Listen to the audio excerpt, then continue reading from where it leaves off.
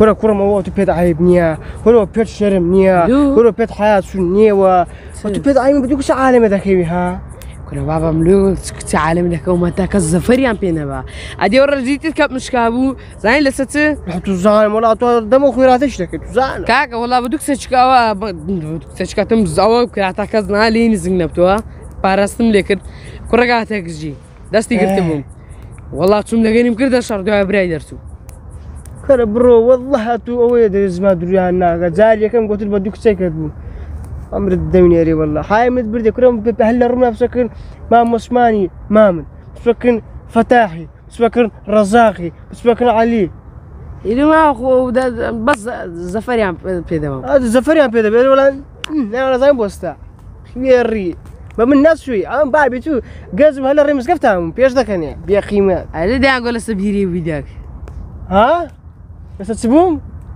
مزقف هاي المزقف دائما المزقفتي وكره والله ومن زاني او الشيخ يا ربي يتسبوز نبون هتكلم عثماني براد نازل عاوت تلاقيك سنه برو بديك برو بقر اقدر اديك سنه ولا بس بيعني انا بابا خوافيس او كر بابا كر هذا خوافس ورا امردني من الزلمه ري والله ستر في الدباب. السلام عليكم.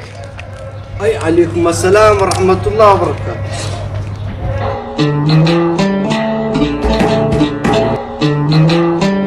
السلام عليكم.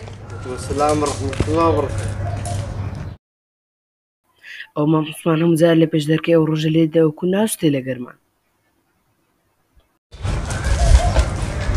السلام عليكم. عليكم السلام ورحمه الله وبركاته. ما عثمان وسكت لي دركي وتاولي دا قرمانيا. والله برو ماجوري حتى اشر لي من دات. ما عم بسمعكو. بيني خو ما عم بيتين اجنكش منايها تاع. جا عم زار بلع لي بدون دكيتن بصون دي هر لي من دات.